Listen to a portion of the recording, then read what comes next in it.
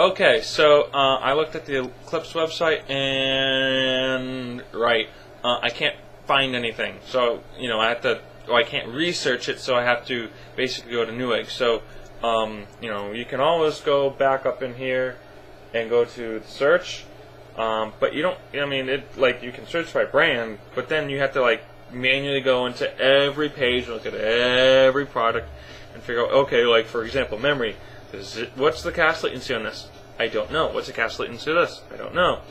So that's gonna take forever. So you can go to Newegg and then order the Eclipse, if that makes sense. You still have to search to see if they have the same product though. So anyway, video cards. If you don't want to break the budget, I did a search for 512 meg cards, memory interface of 256-bit minimal, DirectX 10, and when I went from when I specified 512, all the NVIDIA cards disappeared. Okay, so the cheapest NVIDIA card here starts at 280. Okay, the cheapest 512 meg card for DirectX 10 256-bit is $200. So you're looking at $160 cheaper to do Crossfire than SLI, and on top of that, if you take a quick look here, you can actually set up more than 2 cards for Crossfire. So you could technically, since it's a single slot, there we go. It's a single slot. You could technically add up to 4 video cards for Crossfire, which would be, and the advantage for the Crossfire does have an advantage, is that it apparently, from what I've been hearing, scales better. So while you would be able to turn up all the extra details like anti-aliasing and AF and all that stuff on a single card, you could turn it way up if you had 2, 3, or 4 cards in Crossfire. And you obviously, unless you buy a GTX or Ultra 8800, you're not going to be able to do that. You're not going to be add more than 2 cards. So that's the advantage with ATI. And of course, if you're doing that, you're really going to break the bank with 4 Ultras or 4 GTXs. What, like 900? And so ATI really has a great advantage there, and you can have a great advantage. So, we got to knock this, not you and I, but other people have to knock off this ATI versus NVIDIA fanboy crap, because they both have their highs and lows. Okay, so I imagine that would be maybe 120 pounds, 100 pounds, but I'm not going to search for it because I'm really limited on time here for the video.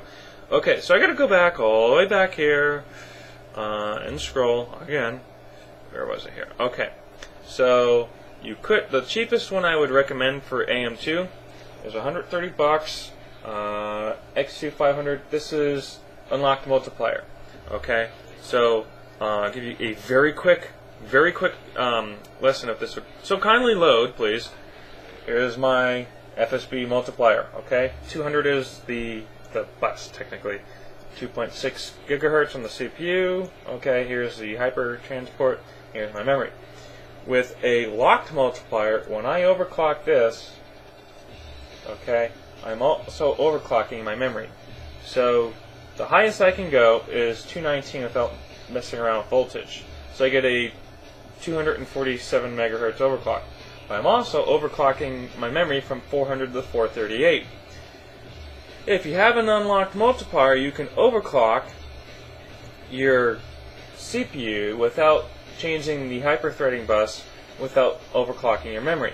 So memory can be overclocked. I know you didn't know if you can overclock it, and if you want to overclock it, you preferably don't want to overclock it because you preferably want an unlocked multiplier. Most of those CPUs, like say if you get an AMD 3500, 3600, 3800, blah blah blah, their speeds are locked, and so you can overclock them. You just you're overclocking everything else, so you're putting more strain, so you have more freedom to overclock. Of course, you still have to add to your voltage eventually when you overclock with the multiplier, just like you have to do with the FSB. You don't mess with the voltage for anything else except for the CPU, I think, on higher overclocks. But I would say I'm a low-end overclocker. So anyway, but going back to Newegg, here's the two 6400s. This is $180. This is $190. This, the 190, has a locked multiplier. This, the 180, has an unlocked multiplier. So obviously, you would want to get this one.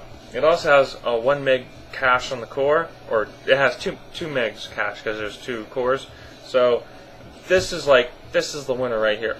Only thing is, you're not probably going to be overclock it from 3.2 gigahertz, very high, without hitting some issues. So, you know, I know you said you had some good cooling, so, but Tom's Hardware said they had some issues once they hit like around 3.5. So, I don't know, but it's still the processor of choice, pretty much. Memory, okay, so the cheapest Corsair with a cache latency of 4 for 2 sticks of 1 gig DDR2 800 is like 87 bucks, which is pretty pathetic for Corsair because, you know, OCZ is like 45 bucks. So it's coming down to, do you want to pay for the warranty? Do you want to pay for the brand name? Because OCZ, for example, is like, yeah. You can go even cheaper if you get rid of the cache latency of 4. It's going to take forever to load this. And then you end up having like the no-name brands on here. And the cheapest brand name I would say probably like maybe Elite Team or Patriot or Gel. I would prefer to go with OCZ, and again they start with a cache latency of 4. So you're, yeah, but it's like insanely cheap. Hard drives. Seagate serial ATA 3 gigabits or bits or bytes or whatever, 7200 RPM, 16 meg cache. You're looking at, for 250 gig drive, 65 bucks, whatever that is in pounds. That's not bad. So, and it doesn't really jump up in price until you hit a 750 gig drive. So, you know, 140 bucks for a 350 and 190. So it's like an extra, what, 50 bucks or something. Going really fast, so if I get the math wrong, oh well. Right. Motherboards. Okay. To figure out how to get a good AMD motherboard here, we have to go to NVIDIA's website. You want to go to the NVIDIA website, click on under products, go to desktop. Okay, you'll end up at this page. So you'll want to choose, there is a 600 series, but it's for the dual socket, and that's probably going to die. So we want to go to the NVIDIA 500 series, which will bring us to this page, and we want to click on tech specs, which will bring us to this page. Now, obviously, what we're interested in is, well, SLI. But then again, you know what? If you end up going with Crossfire, I don't know, but I'm showing you how to reference this stuff, so you could probably go on ATI's website. And this is like the 5th time I had to reshoot the damn video, so, you know, if you want, I can shoot a video with how to reference ATI. But in general, SLI, True SLI, GIMP SLI, GIMP, Nil SLI, GIMP, none. I think if you go over more, yet another GIMP. So there is only one chipset that actually has True SLI, and that's the 590. So, yeah. There we go. Now you can actually see it. Everything has to be freaking bold. So, on Newegg, AMD boards, and we're going to search for 590, and it didn't do it, and yeah. So anyway, if you go on Newegg and you go under motherboards and you go to AMD, then you choose socket AM2, and for the keyword you plug in 590, and so long as it says NVIDIA Enforce 590, then you know you've got True SLI for socket AM2. So my video time is pretty much up.